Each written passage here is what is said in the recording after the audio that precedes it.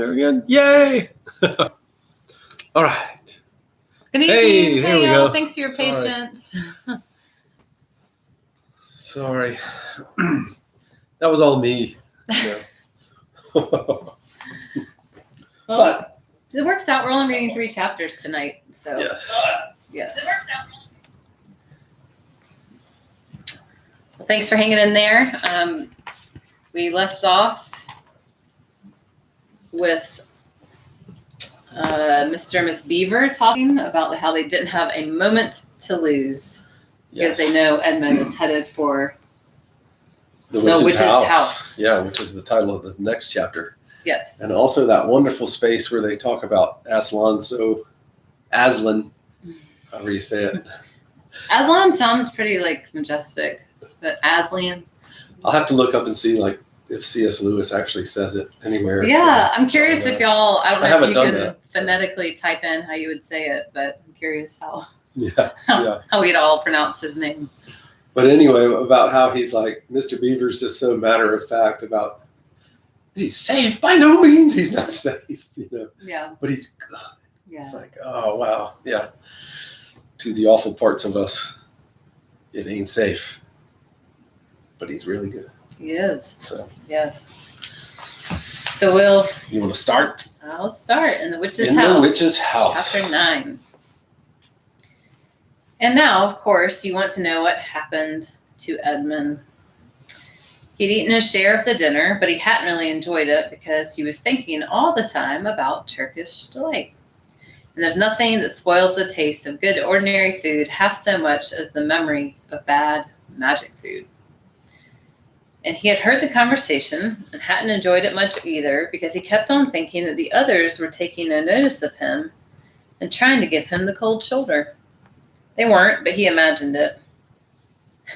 Aren't we good at that? I don't know, maybe it's just me imagining all those body, the body language things that people do. No comment. I think it's human. They weren't, but he imagined it. And then he had listened until Mr. Beaver told them about Aslan and until he had heard the whole arrangement for meeting Aslan at the stone table. It was then that he began very quietly to edge himself under the curtain which hung over the door. For the mention of Aslan gave him a mysterious and horrible feeling, just as it gave the others a mysterious and lovely feeling.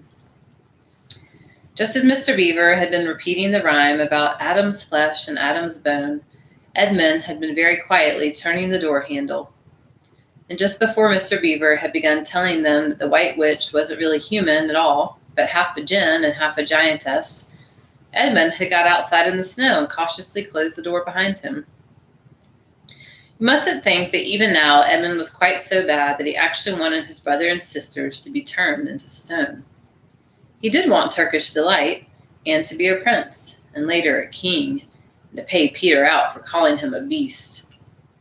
As for what the witch would do with the others, he didn't want her to be particularly nice to them, certainly not to put them on the same level as himself.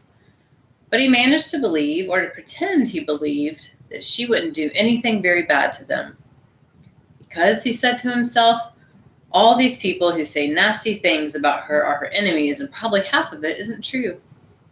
She was jolly nice to me anyway, much nicer than they are. I expect she is the rightful queen, really. Anyway, she'll be better than that awful Aslan. At least, that was the excuse he made in his own mind for what he was doing. It wasn't a very good excuse, however, for deep down inside him, he really knew the White Witch was bad and cool. Turkish delight. Has anybody here eaten it? No. I wonder if C.S. Lewis liked it. He must have, yeah. The first, do what? Krispy Kreme. Yeah, maybe. The first thing he realized when he got outside and found the snow falling all around him was that he had left his coat behind in the beaver's house. And of course, there was no chance of going back to get it now. The next thing he realized was that the daylight was almost gone, for it had been nearly 3 o'clock when they sat down to dinner, and the winter days were short. He hadn't reckoned on this, but he had to make the best of it.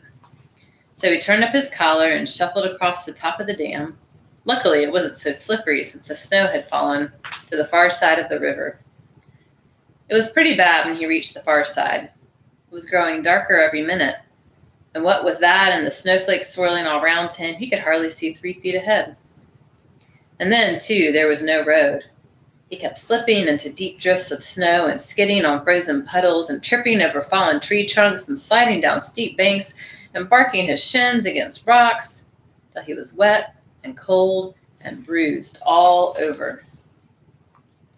The silence and the loneliness were dreadful.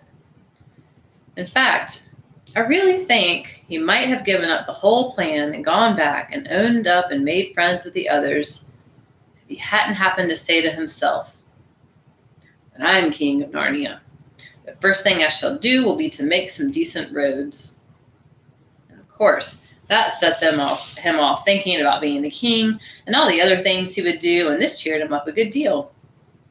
He just settled in his mind what sort of palace he would have and how many cars and all his private cinema and all about his private cinema and where the principal railways would run and what laws he would make against beavers and dams. Was putting the finishing touches to some schemes for keeping Peter in his place when the weather changed. First, the snow stopped. Then a wind sprang up and it became freezing cold. Finally, the clouds rolled away and the moon came out. It was a full moon, and shining in all that snow, it made everything almost as bright as day. Only the shadows were rather confusing. He would never have found his way if the moon hadn't come out by the time he got to the other river. You remember he had seen, when they first arrived at the Beavers, a smaller river flowing into the great one lower down. He now reached this and turned to follow it up. But the little valley down which it came was much steeper and rockier than the one he had just left, and much overgrown with bushes, so that he could not have managed it at all in the dark. Even as it was, he got wet through, for he had to stoop under branches and great loads of snow came sliding off onto his back. And every time this happened, he thought more and more how he hated Peter, just as if all this had been Peter's fault. Peggy just shared that the Turkish delight is this taffy-like with chopped dates and nuts, which I never thought I would have liked until we just recently had those dates. Yeah. But no, I'm not going to take any. Right. And hot cross buns have dates and not nuts, I guess. But interesting. Well, thanks, Peggy. That's good to know. Christmas time. Easter. Mm-hmm. Okay. I'm going to let you read. But at last he came to a part where it was more level and the valley opened out. And there, on the other side of the river, quite close to him, in the middle of a little plain between two hills, he saw what must be the White Witch's house. And the moon was shining brighter than ever. The house was really a small castle. It seemed to be all towers, little towers with long pointed spires on them, sharp as needles. They looked like huge dunce's caps or sorcerer's caps. And they shone in the moonlight, and their long shadows looked strange in the snow. Edmund began to be afraid of the house. But it was too late to think of turning back now. He crossed the river on the ice and walked up to the house. There was nothing stirring, not the slightest sound anywhere. Even his own feet made no noise on the deep, newly fallen snow. He walked on, past corner after corner of the house, and past turret after turret to find the door. He had to go right round to the far side before he found it. It was a huge arch, but the great iron gate stood wide open. Edmund crept up to the arch and looked inside into the courtyard, and there he saw a sight that nearly made his heart stop beating. Just inside the gate, with the moonlight shining on it, stood an enormous lion, crouched as if it was ready to spring. And Edmund stood in the shadow of the arch, afraid to go on and afraid to go back, with his knees knocking together. He stood there so long that his teeth would have been chattering with cold, even if they had not been chattering with fear. How long this really lasted, I don't know. but it seemed to Edmund to last for hours. Then, at last, he began to wonder why the lion was standing so still, for it hadn't moved 1 inch since he first set eyes on it. Edmund now ventured a little nearer, still keeping in the shadow of the arch as much as he could. Now he saw from the way the lion was standing that it couldn't have been looking at him at all. But supposing it turns its head, thought Edmund. In fact, it was staring at something else, namely a little dwarf who stood with his back to it about 4 feet away. Ah, thought Edmund, when it springs at the dwarf, then will be my chance to escape. But still the lion never moved, nor did the dwarf. And now at last Edmund remembered what the others had said about the White Witch, turning people into stone. Perhaps this was only a stone lion, and as soon as he had thought of that, he noticed that the lion's back and the top of its head were covered with snow. Of course, it must be only a statue. No living animal would have let itself get covered with snow. Then very slowly, and with his heart beating as if it would burst, Edmund ventured to go up to the lion. Even now he hardly dared to touch it, but at last he put out his hand, very quickly, and did. It was cold stone. He had been frightened of a mere statue. The relief which Edmund felt was so great that in spite of the cold he suddenly got warm all over, right down to his toes. And at the same time there came into his head what seemed a perfectly lovely idea. Probably, he thought, this is the great lion Aslan that they were all talking about. She's caught him already and turned him into stone. So that's the end of all their fine ideas about him. Pooh, who's afraid of Aslan? And he stood there gloating over the stone lion. And presently he did something very silly and childish. He took a stump of lead pencil out of his pocket and scribbled a mustache on the lion's upper lip, and then a pair of spectacles on its eyes. And then he said, "Yeah, silly old Aslan, how do you like being a stone? You thought yourself mighty fine, didn't you?" But in spite of the scribbles on it, the face of the great stone beast still looked terrible and sad and noble, staring up in the moonlight, that Edmund didn't really get any fun out of jeering at it. He turned away and began to cross the courtyard. As he got into the middle of it, he saw that there were dozens of statues all about, standing here and there, rather as the pieces stand on a chessboard when it is halfway through the game. There were stone satyrs, stone wolves and bears and foxes and catamountains of stone. There were lovely stone shapes that looked like women, but who were really spirits of trees. There was the great shape of a centaur, and a winged horse, and a long, lithe creature that Edmund took to be a dragon. They all looked so strange, standing there perfectly lifelike and also perfectly still in the bright, cold moonlight, that it was eerie work crossing the courtyard. Right in the very middle stood a huge shape like a man, but as tall as a tree, with a fierce and shaggy beard, and a great club in its right hand. Even though he knew it was only a stone giant and not a live one, Edmund did not like going past it. He now saw that there was a dim light showing from a doorway on the far side of the courtyard. He went to it. There was a flight of stone steps going up to an open door. Edmund went up them. Across the threshold lay a great wolf. It's all right, he kept saying to himself. It's only a stone wolf, it can't hurt me. And he raised his leg to step over it. Instantly, the huge creature rose, with all the hair bristling along its back, opened a great red mouth and said in a growling voice, "Who's there? Who's there? Stand still, stranger, and tell me who you are." If you please, sir," said Edmund, trembling so they could hardly speak. My name is Edmund, and I'm the son of Adam, and Her Majesty met in the wood the other day. I've come to bring her the news that my brother and sisters are now in Narnia, quite close in the beaver's house. She wanted me to see them. She wanted to see them. "I will tell Her Majesty," said the wolf. "Meanwhile, stand still on the threshold as you value your life." And then it vanished into the house.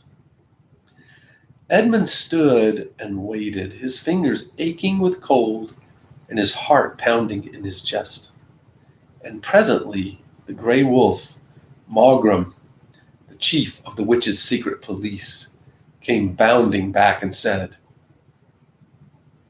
come in, fortunate favorite of the queen, or else not so fortunate. And Edmund went in, taking great care not to tread on the wolf's paws. He found himself in a long, gloomy hall with many pillars, full, as the courtyard had been, of statues. The one nearest the door was a little fawn with a very sad expression on its face, and Edmund couldn't help wondering if this might be Lucy's friend. The only light came from a single lamp, and close beside this sat the White Witch. I'm come, your majesty, said Edmund, rushing eagerly forward. How dare you come alone, said the witch in a terrible voice. Did I not tell you to bring the others with you? Please, your majesty, said Edmund. I've done the best I can. I've brought them quite close. They're in the little house at the top of the dam, just up the river, with Mr. and Mrs. Beaver. A slow, cruel smile came over the witch's face.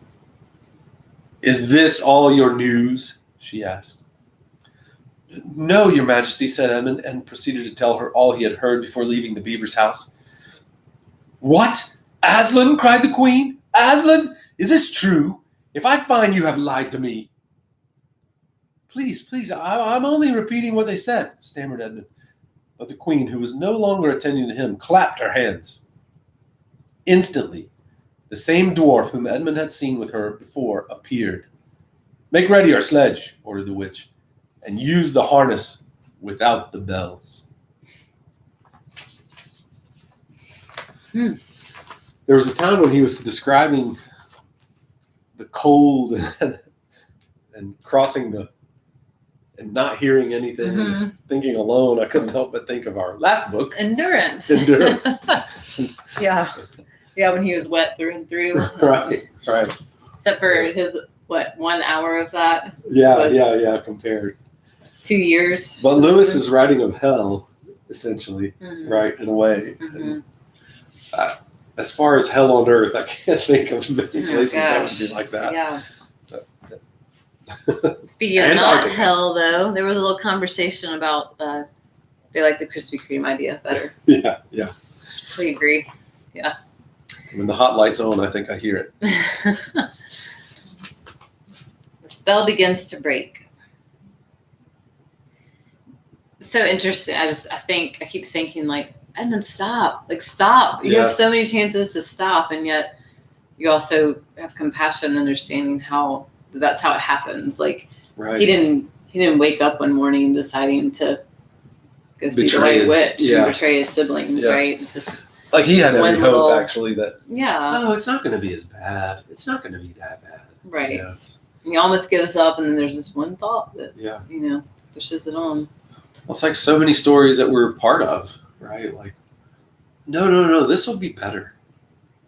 That it's not an uncommon one. I mean, it's really humbling. It's a great. It's a great picture of us and redemption. Right. You better keep reading. I know. We'll just keep talking. They're like, all right. The spell begins to break. Now we must go back to Mr. and Mrs. Beaver and the 3 other children. As soon as Mr. Beaver said, "There's no time to lose," everyone began bundling themselves into coats, except Mrs. Beaver, who started picking up sacks and laying them on the table and said, "Now, Mr. Beaver, just reach down that ham, and here's a packet of tea, and there's a sugar and some matches, and if someone will go get 2 or 3 loaves out of the crock over there in the corner." "What are you doing, Mrs. Beaver?" exclaimed Susan. "Packing a load for each of us, dearie," said Mrs. Beaver very coolly. "You didn't think we'd set out on a journey with nothing to eat, did you?" "But we haven't time," said Susan, buttoning the collar of her coat. "She may be here any minute." "That's what I say," chimed in Mr. Beaver. "Get along with you all," said his wife. "Think it over, Mr. Beaver. She can't be here for a quarter of an hour at least." "But don't we want as big a start as we can possibly get?" said Peter. "If we're to reach the stone table before her?" "Got to remember that, Mrs. Beaver," said Susan. As soon as she has looked in here and finds we're gone, she'll be off at top speed." "That she will," said Mrs. Beaver. "But we can't get there before her, whatever we do, and she'll be on a sledge, and we'll be walking." Then have we no hope?" said Susan. "Now, don't you get fussing, there's a dear," said Mrs. Beaver. "But just get half a dozen clean handkerchiefs out of that drawer, because we've got a hope. Of course we've got a hope. We can't get there before her, but we can keep under cover and go by ways she won't expect, and perhaps we'll get through." "That's true enough, Mrs. Beaver," said her husband. "But it's time we were out of this." "Don't you start fussing either, Mr. Beaver," said his wife. "There, that's better. There's 5 small loads, and the smallest for the smallest of us. That's you, my dear," she added, looking at Lucy. "Oh, do please come on," said Lucy. "Well, I'm nearly ready now," answered Mrs. Beaver at last, allowing her husband to help her into her snow boots. "I suppose the sewing machine's too heavy to bring?" "Yes, it is," said Mr. Beaver. "A great deal too heavy. And you don't think you'll be able to use it while we're on the run, I suppose?" "I can't abide the thought of that witch fiddling with it," said Mrs. Beaver, "and breaking it or stealing it as likely as not." "Oh, please, please, please do hurry," said the 3 children. And so at last they all got outside, and Mr. Beaver locked the door. "We'll delay her a bit," he said. And they set off, all carrying their loads over their shoulders. The snow had stopped, and the moon had come out, and they began their journey. They went in single file. First Mr. Beaver, then Lucy, then Peter, then Susan, and Mrs. Beaver last of all. Mr. Beaver led them across the dam and on to the right bank of the river, and then along a very rough sort of path among the trees, right down by the river bank. The sides of the valley, shining in the moonlight, towered up far above them on either hand. "Best keep down here as much as possible," he said. "She'll have to keep to the top, for you couldn't bring a sledge down here." It would have been a pretty enough scene to look at through a window from a comfortable armchair, and even as things were, Lucy enjoyed it at first. But as they went on walking and walking and walking, and as the sack she was carrying felt heavier and heavier, she began to wonder how she was going to keep up at all. And she stopped looking at the dazzling brightness of the frozen river with all its waterfalls of ice, and at the white masses of the treetops and the great glaring moon and the countless stars, and could only watch the little short legs of Mr. Beaver going pad, pad, pad, pad through the snow in front of her, as if they were never going to stop. Then the moon disappeared, and the snow began to fall once more. And at last Lucy was so tired that she was almost asleep and walking at the same time, and suddenly she found that Mr. Beaver had turned away from the river bank to the right and was leading them steeply uphill into the very thickest bushes. And then as she came fully awake, she found that Mr. Beaver was just vanishing into a little hole in the bank, to have been almost hidden under the bushes until you were quite on top of it. In fact, by the time she realized what was happening, only his short, flat tail was showing. Lucy immediately stooped down and crawled in after him. Then she heard noises of scrambling and puffing and panting behind her, and in a moment all 5 of them were inside. "Wherever is this?" said Peter's voice, sounding tired and pale in the darkness. I hope you know what I mean by sounding tired and pale. Or by a voice sounding pale. I think I might. Yeah. "It's an old hiding place for beavers in bad times," said Mr. Beaver, "and a great secret. It's not much of a place, but we must get a few hours' sleep." "If you hadn't all been in such a plaguey fuss when we were starting, I'd have brought some pillows," said Mrs. Beaver. It wasn't nearly such a nice cave as Mr. Tummus's, Lucy thought. Just a hole in the ground, but dry and earthy. It was very small, so that when they all lay down, they were all a bundle of clothes together. And what with that and being warmed up by their long walk, they were really rather snug. If only the floor of the cave had been a little smoother. Then Mrs. Beaver handed round in the dark a little flask, out of which everyone drank something. It made one cough and sputter a little and sting the throat, but it also made you feel deliciously warm after you'd swallowed it. And everyone went right to sleep. Miss Beaver might get arrested today. I think my mom gave me some of that stuff. Yeah. My mom talked about the whiskey that was in the cabinet growing up for when they were sick, you know. Only for that. It seemed to Lucy only the next minute though really it was hours and hours later, when she woke up feeling a little cold and dreadfully stiff and thinking how she would like a hot bath.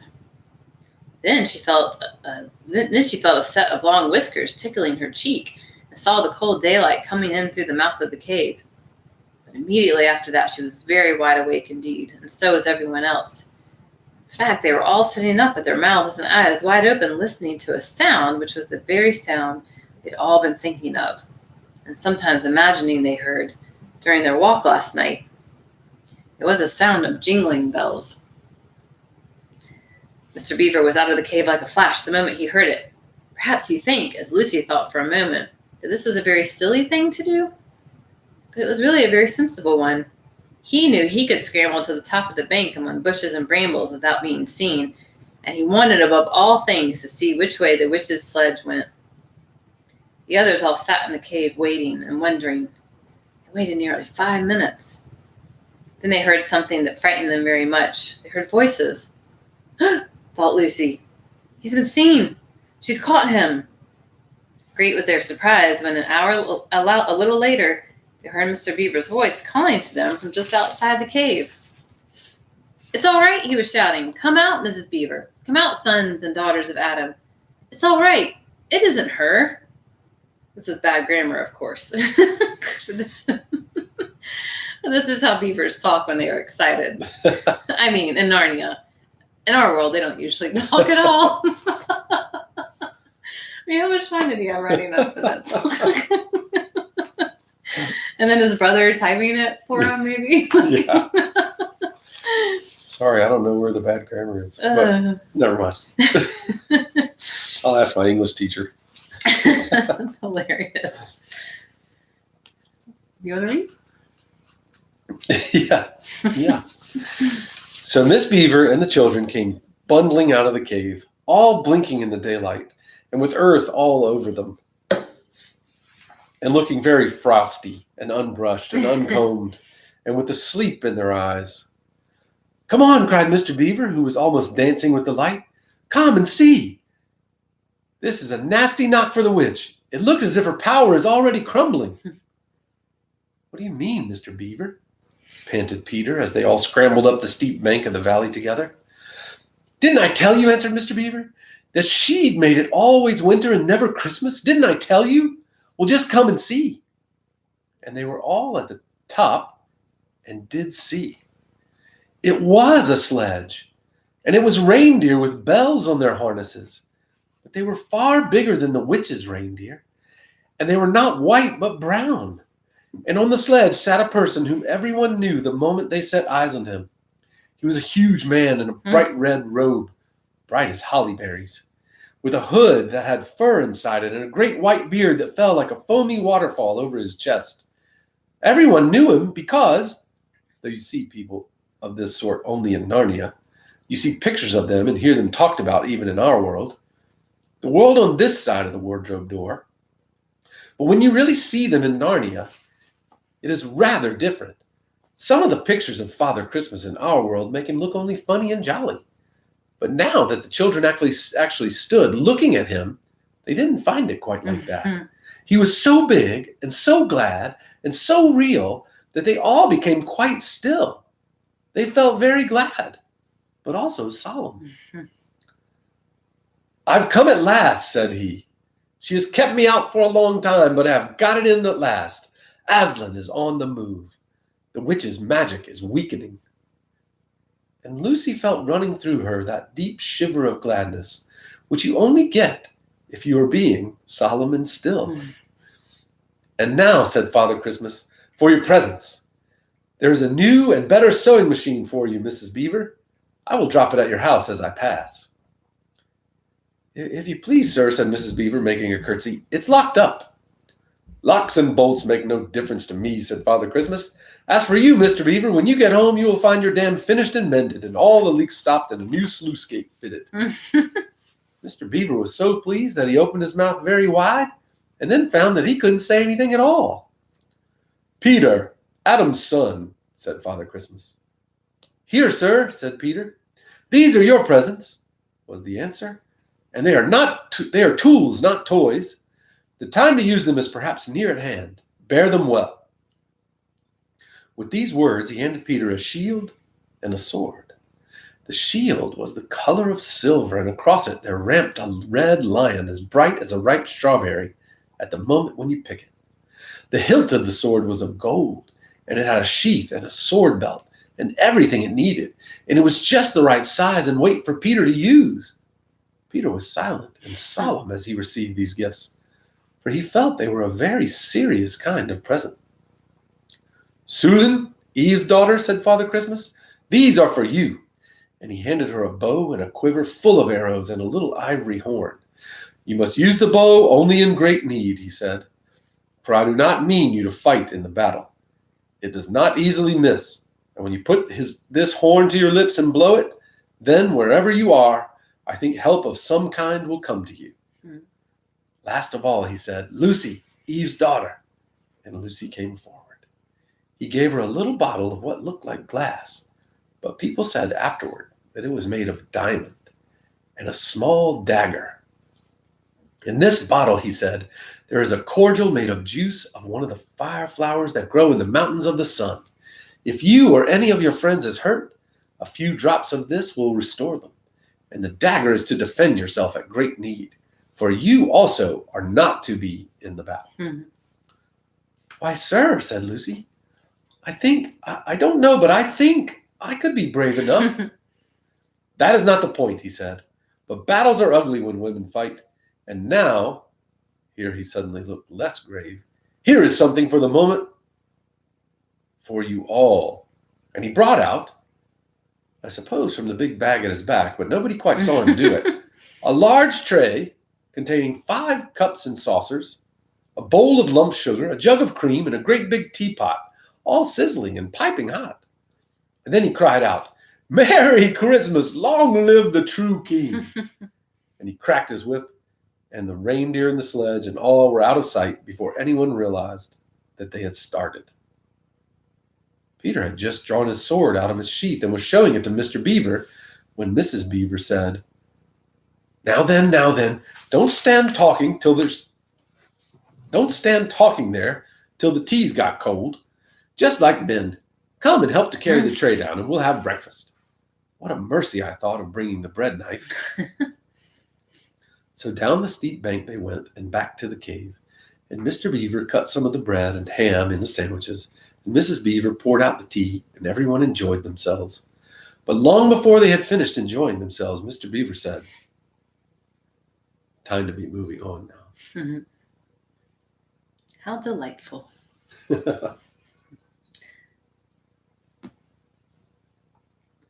Let's be reading that. Yeah. This person plays their part. Yeah. Lovely. Yeah. It is neat. That he brought Christmas in. Yeah. Gave nobility to Santa. Yeah.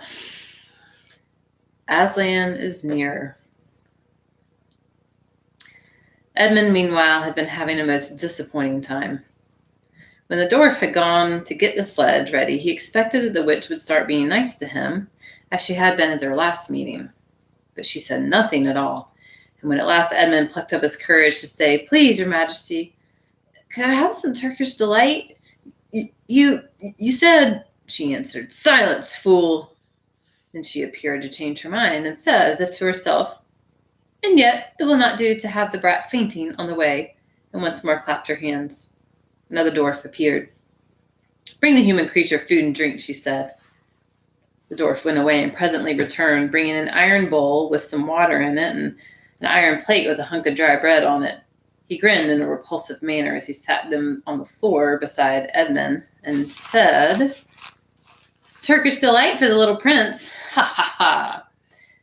"Take it away," said Edmund sulkily. "I don't want dry bread." But the witch suddenly turned on him with such a terrible expression on her face that he apologized and began to nibble at the bread, though it was so stale he could hardly get it down. "You may be glad enough of it before you taste bread again," said the witch. While he was still chewing away, the first dwarf came back and announced that the sledge was ready. The White Witch rose and went out, ordering Edmund to go with her. The snow was again falling as they came into the courtyard, but she took no notice of that and made Edmund sit beside her in the sledge. But before they drove off, she called Mogram, and he came bounding like an enormous dog to the side of the sledge. "Take with you the swiftest of your wolves and go at once to the house of the beavers," said the witch, "and kill whatever you find there. If they are already gone, then make all speed to the stone table, but do not be seen. Wait for me there in hiding. I, meanwhile, must go many miles to the west before I find a place where I can drive across the river. You may overtake these humans before they reach the stone table. You will know what to do if you find them." "I hear and obey, O Queen," growled the wolf, and immediately he shot away into the snow and darkness as quickly as a horse can gallop. In a few minutes he had called another wolf and was with him down on the dam and sniffing at the beaver's house. But of course they found it empty. It would have been a dreadful thing for the beavers and the children if the night had remained fine, for the wolves would then have been able to follow their trail, and 10 to 1 would have overtaken them before they had got to the cave. But now that the snow had begun again, the scent was cold, and even the footprints were covered up. Meanwhile, the dwarf whipped up the reindeer, and the witch and Edmund drove out under the archway and on and away into the darkness and the cold. This was a terrible journey for Edmund, who had no coat. Before they had been going a quarter of an hour, all the front of him was covered with snow. He soon stopped trying to shake it off, because as quickly as he did that, a new lot gathered, and he was so tired. Soon he was wet to the skin, and oh, how miserable he was. It didn't look now as if the witch intended to make him a king. All the things he had said to make himself believe that she was good and kind and that her side was really the right side sounded to him silly now. He would have given anything to meet the others at this moment, even Peter. The only way to comfort himself now was to try to believe that the whole thing was a dream and that he might wake up at any moment. And as they went on, hour after hour, it did come to seem like a dream. This lasted longer than I could describe, even if I wrote pages and pages about it. But I will skip on to the time when the snow had stopped and the morning had come and they were racing along in the daylight. And still they went on, with no sound but the everlasting swish of the snow and the creaking of the reindeer's harness. And then at last the witch said, "What have we here? Stop!" And they did. How Edmund hoped she was going to say something about breakfast, but she had stopped for quite a different reason. A little way off, at the foot of a tree, sat a merry party, a squirrel and his wife, and their children, and 2 satyrs, and a dwarf, and an old dog fox, all on stools round a table. Edmund couldn't quite see what they were eating, but it smelled lovely, and there seemed to be decorations of holly, and he wasn't at all sure that he didn't see something like a plum pudding. At the moment when the sledge stopped, the fox, who was obviously the oldest person present, had just risen to his feet, holding a glass in its right paw as if it was going to say something. But when the whole party saw the sledge stopping and who was in it, all the gaiety went out of their faces. The father squirrel stopped eating with his fork halfway to his mouth, and one of the satyrs stopped with his fork actually in his mouth, and the baby squirrel squeaked with terror. "What is the meaning of this?" asked the witch queen. Nobody answered. "Speak, vermin," she said again, "or do you want my dwarf to find you a tongue with his whip? What is the meaning of all this gluttony, this waste, this self-indulgence? Where did you get all these things?"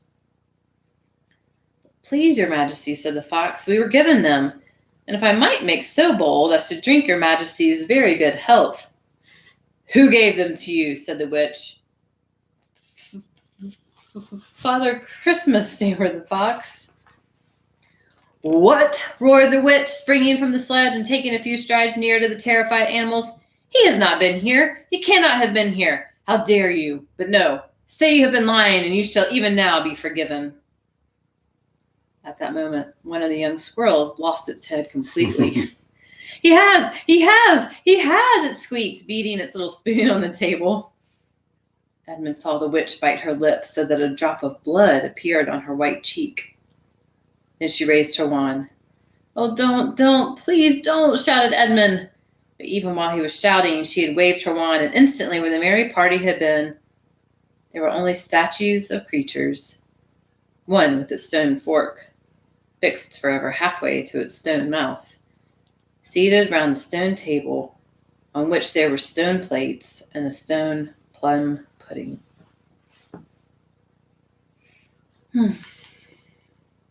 "As for you," said the witch, giving Edmund a stunning blow on the face as she remounted the sledge, "let that teach you to ask favor for spies and traitors. Drive on." And Edmund, for the first time in this story, felt sorry for someone besides himself. It seemed so pitiful to think of those little stone figures sitting there all silent days and all the dark nights, year after year, till the moss grew on them, and at last even their faces crumbled away. Now they were steadily racing on again, and soon Edmund noticed that the snow which splashed against them as they rushed through it was much wetter than it had been all last night. At the same time, he noticed that he was feeling much less cold. It was also becoming foggy. In fact, every minute it grew foggier and warmer, and the sledge was not running nearly as well as it had been running up till now. At first he thought this was because the reindeer were tired, but soon he saw that couldn't be the real reason. The sledge jerked and skidded and kept on jolting as if it had struck against stones. And however the dwarf whipped the poor reindeer, the sledge went slower and slower. There also seemed to be a curious noise all around them. But the noise of their driving and jolting and the dwarf shouting at the reindeer prevented Edmund from hearing what it was. Until suddenly the sledge stuck so fast that it wouldn't go on at all. When that happened, there was a moment's silence. And in that silence, Edmund could at last listen to the other noise properly. A strange, sweet, rustling, chattering noise, and yet not so strange, for he'd heard it before. If only he could remember where. Then, all at once, he did remember. It was the noise of running water. All round them, though out of sight, there were streams, chattering, murmuring, bubbling, splashing, and even, in the distance, roaring. And his heart gave a great leap, though he hardly knew why, when he realized that the frost was over, and much nearer there was a drip, drip, drip from the branches of all the trees. And then as he looked at one tree, he saw a great load of snow slide off it. And for the first time since he had entered Narnia, he saw the dark green of a fir tree. But he hadn't had time to listen or watch any longer, for the witch said, "Don't sit staring, fool. Get out and help." And of course Edmund had to obey. He stepped out into the snow, but it was really only slush by now, and began helping the dwarf get the sledge out of the muddy hole it had got into. They got it out in the end, and by being very cruel to the reindeer, the dwarf managed to get it on the move again, and they drove a little further. And now the snow was really melting in earnest, and patches of green grass were beginning to appear in every direction. Unless you have looked at a world of snow as long as Edmund had been looking at it, you will hardly be able to imagine what a relief those green patches were after the endless white. Then the sledge stopped again. "It's no good, Your Majesty," said the dwarf. "We can't sledge in this thaw." "Then we must walk," said the witch. "We shall never overtake them walking," growled the dwarf. "Not with the start they've got." "Are you my counselor or my slave?" said the witch. "Do as you're told. Tie the hands of the human creature behind it and keep hold of the end of the rope. And take your whip and cut the harness of the reindeer. They'll find their own way home." You can finish? Sure. The dwarf obeyed, and in a few minutes Edmund found himself being forced to walk as fast as he could with his hands tied behind him. He kept on slipping in the slush and mud and wet grass, and every time he slipped, the dwarf gave him a curse and sometimes a flick with the whip. The witch walked behind the dwarf and kept on saying, "Faster, faster." Every moment the patches of green grew bigger and the patches of snow grew smaller. Every moment more and more of the trees shook off their robes of snow. Soon, wherever you looked, instead of white shapes, you saw the dark green of firs or the black prickly branches of bare oaks and beeches and elms. Then in the midst turned from white to gold and presently cleared away altogether. Then the mist turned from white to gold and presently cleared away altogether. Shafts of delicious sunlight struck down onto the forest floor, and overhead you could see a blue sky between the treetops. Soon there were more wonderful things happening. Coming suddenly round a corner into a glade of silver birch trees, Edmund saw the ground covered in all directions with little yellow flowers, celandines. The noise of water grew louder. Presently they actually crossed a stream. Beyond it they found snowdrops growing. "Mind your own business," said the dwarf, when he saw that Edmund had turned his head to look at them, and he gave the rope a vicious jerk. But of course this didn't prevent Edmund from seeing. Only 5 minutes later he noticed a dozen crocuses growing around the foot of an old tree, gold and purple and white.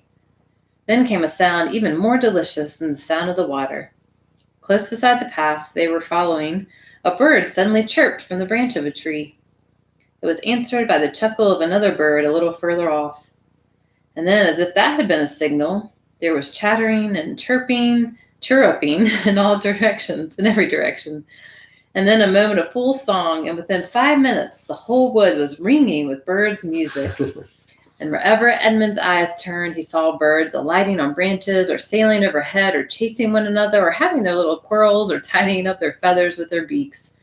"Faster, faster," said the witch. There was no trace of the fog now. The sky became bluer and bluer, and now there were white clouds hurrying across it from time to time. In the white glades, there were primroses. A light breeze sprang up, which scattered drops of moisture from the swaying branches and carried cool, delicious scents against the faces of the travelers.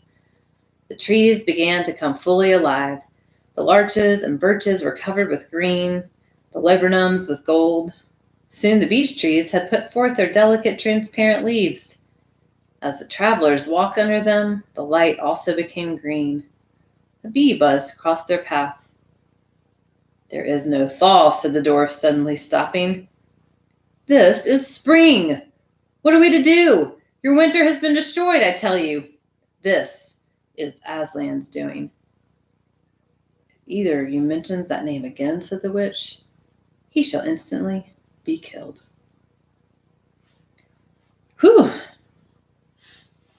Kind of lovely timing to be reading about that, because I feel like just this past week we've been we've been looking at spring too. The crocuses popping up, and just today Thinking the kids were just watching the birds that were out and about, and the squirrels hearing them chasing around each other around the trees. Yeah, it is. It also makes me think of reading The Magician's Nephew, when it was created, when Aslan's calling everything into being. It's reminiscent of that as well. So, it is. It's Aslan, right? It's life. Yeah. He brings life. That's right. He's bringing life. Yeah. So how could he help but do? Oh, so good. So good. Thank y'all. Thank you. Yeah. Yeah. Hopefully next week we'll hop right on. Yeah, we'll be right ready. 8-ish. Yeah. We'll plan on 3 chapters next week too, I think, unless we get an inkling. We're noticing we're running, a little short tonight, but it's good. It makes it easier. Claudia, thinking the same thing about spring. Yeah. Yeah. It is. We didn't get any snow this year. I know, barely. But I guess next I week. imagine in Boston. Yeah, they probably a little different. Texas. Notice this a little differently. The green patches bursting forth. Like, can't wait. Yeah. Yeah, Texas this year, but next Monday. Be, technically spring, right? Today's 15th. It'll be the 21st. 20th. So yeah, that's right. It'll be spring. Yeah. Next Sunday. We'll see you next season. Yeah, next season. That's right. All right. Thanks, y'all. Peace. Have a great night.